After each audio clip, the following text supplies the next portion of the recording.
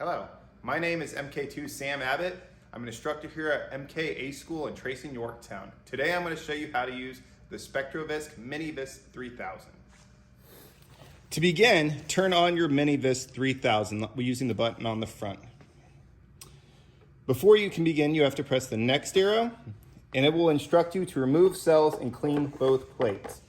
Clean both plates thoroughly using the spectroscientific cloths included in the kit. When you are cleaning the cells, make sure you are wiping in one direction and making sure not to scratch up the plates. It will affect the readings. Now, to get a proper reading, you have to treat the cells ahead of time using the fluid you will be testing. It is better to use brand new fluid for this rather than the used sample that might contaminate the plates. So you take a small bit of oil and you will just slide it across where the sample will be loaded. Once you have treated the plates, wipe them clean.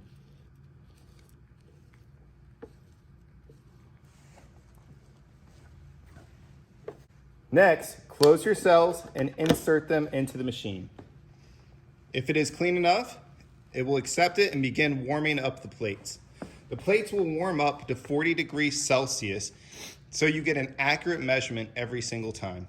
Once your machine is warmed up, it's time to draw your sample. To draw your sample, you will use the small pipettes included in your kit.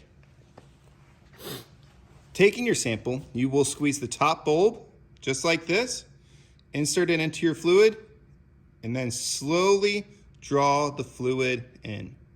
Make sure you keep the tip of the pipette submerged the entire time while it is drawing the sample. When you're ready, wipe off the extra oil that is going to be on the sides, and I will demonstrate to you. Only insert the amount of fluid that fills up the side of the pipette here. Any more, and it'll get a false reading. Any less, or if you have air bubbles inside, it will get false readings. Next, you will load the sample into the port.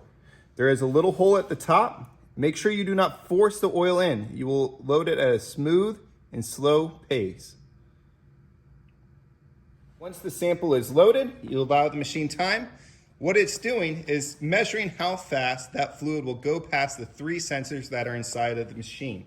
Now, this will give us a measurement in centistokes, which is a measure of the viscosity of a fluid at a certain temperature. After about 1 minute, you should have a result on your MiniVisc 3000. Now, the normal range of a 40 weight oil should be between 130 and 150. If you're using any type of oil, make sure you refer to the MPC for the exact number that you should receive. By the MPC, you should take the reading at least 3 times and average the 3 of those readings to get an accurate result. Once done, record in your lube oil log. To conclude, using the MiniVisc 3000 is simple and straightforward if you follow the proper steps. If you have a reading below the specified amount, that means you have thinning in your oil. If you have a reading above the specified amount, that means you have thickening in your oil. Thank you for your time.